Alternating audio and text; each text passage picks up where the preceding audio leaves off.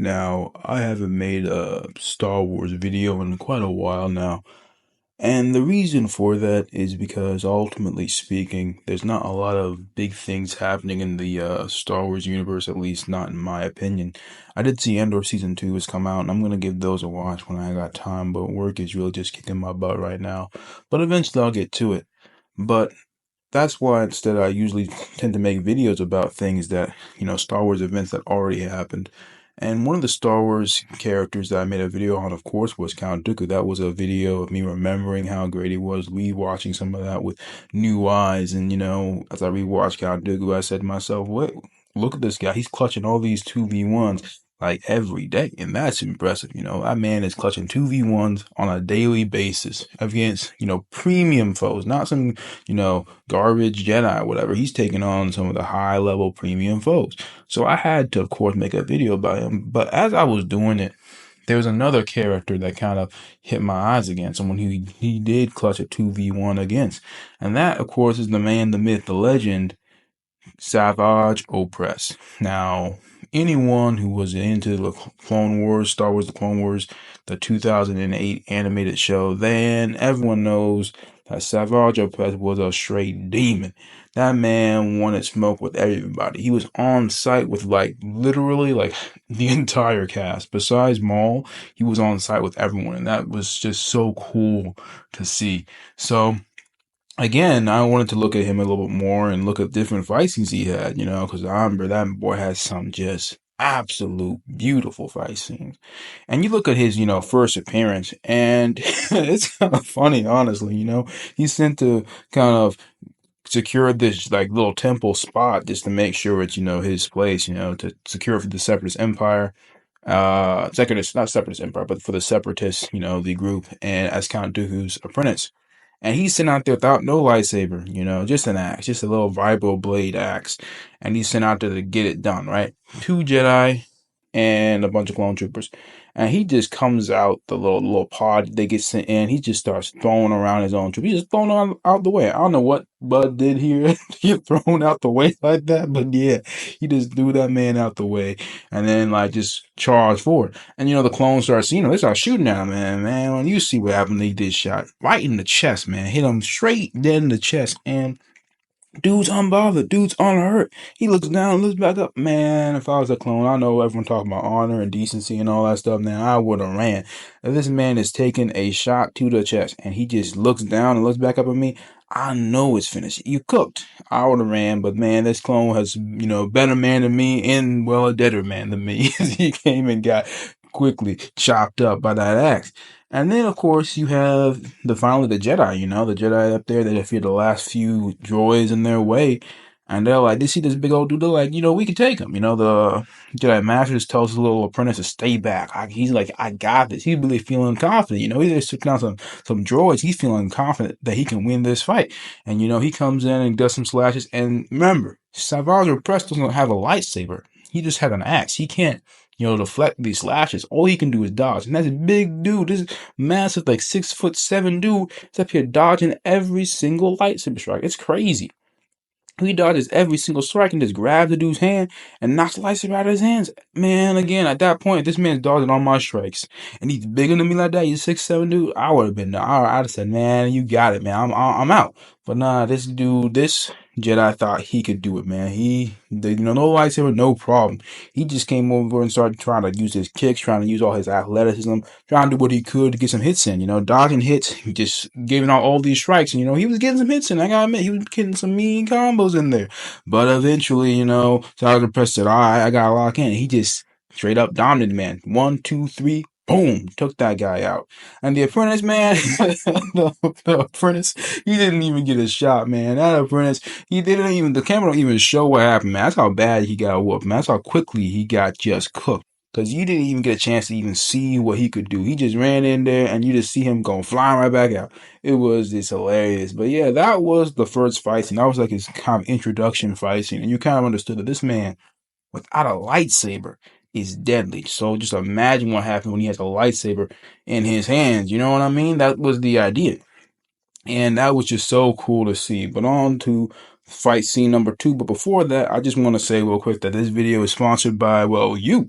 It's sponsored by you, the viewer. Every time you guys watch a video, every time you like, subscribe, share the video, all those things help out this YouTube channel, help me get this channel out the mud. So I thank you guys, Tiger Pack, for watching and giving this video a chance. And that's all I gotta say. On to the next fight scene. So fight scene number 2 is really brief. I thought about not including it, but I thought I might as well make sure to do it. After all, really going over how good Count Dooku himself is.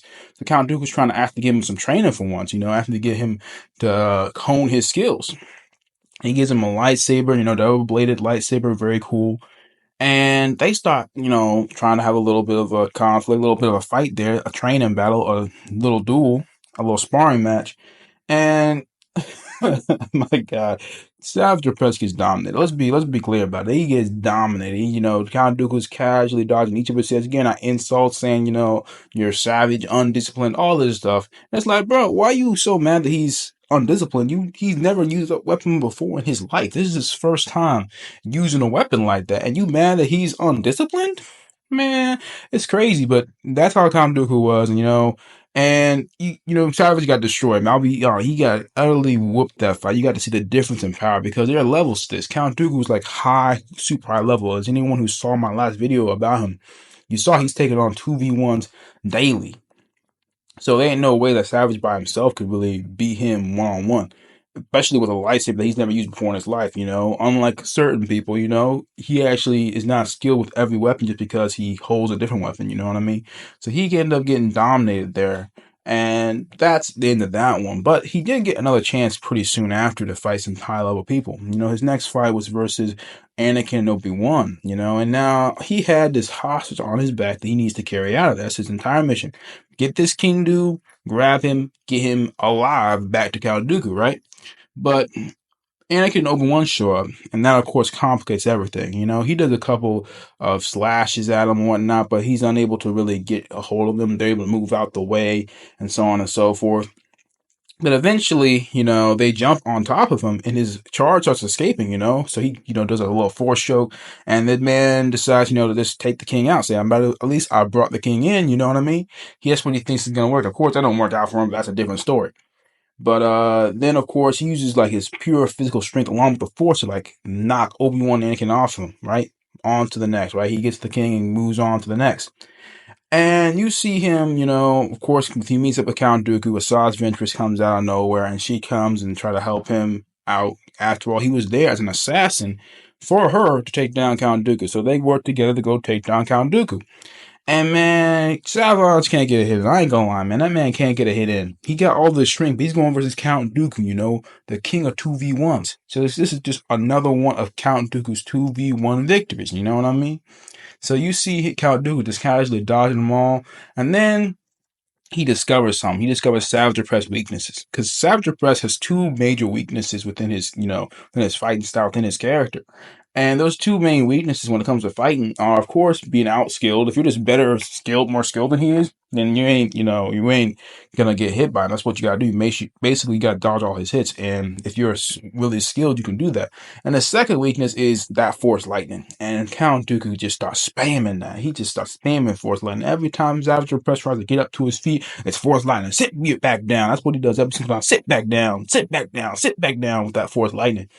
And eventually, he starts talking, crap, and so does Vince starts talking, talking about get up, your failure will not be my downfall, all this stupid stuff. It's like, man, this boy's been training for like 2 days, you thought he could really take on the master that quickly? Crazy work. But that's what she was talking like. So, of course, he was getting angry off of that, and then Count Dooku was further, saying, a failed apprentice makes for a failed master, talking about, that Asajj Ventress is failed here, and that makes that Savage Opress a failure. So he's just up here throwing shade, and Savage Opress, man, he can't take it no more. He taps into that anger and starts full choking both of them up, and then sends those boys flying. And then he starts chasing after them right while they're down. They get up, recover real quick, start trying to dodge him. But the thing is, Savage Opress has so much strength, even without training, with so much just pure physical strength, that when he swings his lightsaber and it connects with their lightsaber, it sends them boys flying. So they noticed at that point, man, we can't be trying to fight each other. This man got too much potential, too much raw power. So they said we gotta get him out of here, right? So they come over and do a little force lightning. That's what Count Dooku does, and Savage Opress forces him back, sending that boy flying back into the wall. And then Count Dooku decides it's time for me to make my escape. You know, he jumps down a little escape hatch, and the Savage Opress comes after him. And Savage Opress is about to chase after both of them. When Anakin and Obi-Wan show up. They think they can take him. But Savage Opress, man, this ain't the version they ran into before. Before he had a mission, right? This time he's angry. He just been, disrespected, been force lightning like a gazillion times. He is done. So he comes over and tries to fight them, and you see what happens immediately. They just go flying back. We don't get to see the hit. We just know that he sent them flying back. And then he starts going hand to hand with those guys.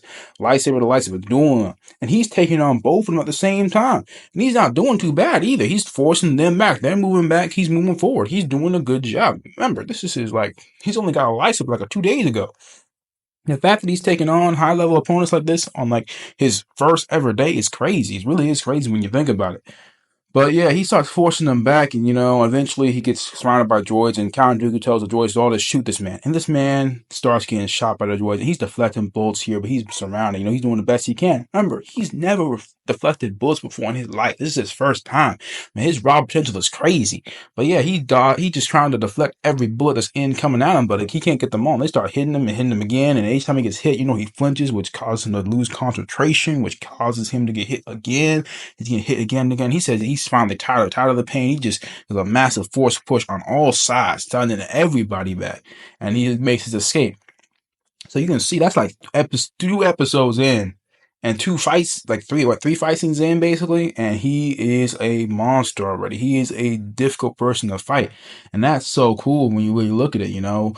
That if you really have to be really careful with this guy because he is really powerful. And now there are other fight scenes that he has later on, and I'm gonna get into those later. But this video is already getting a little long, so I'm gonna go over that later on in part 2. So consider this part 1. Thank you guys for watching the video. Like, subscribe for the content, and I'll see you guys again in part 2 of Savage Opress.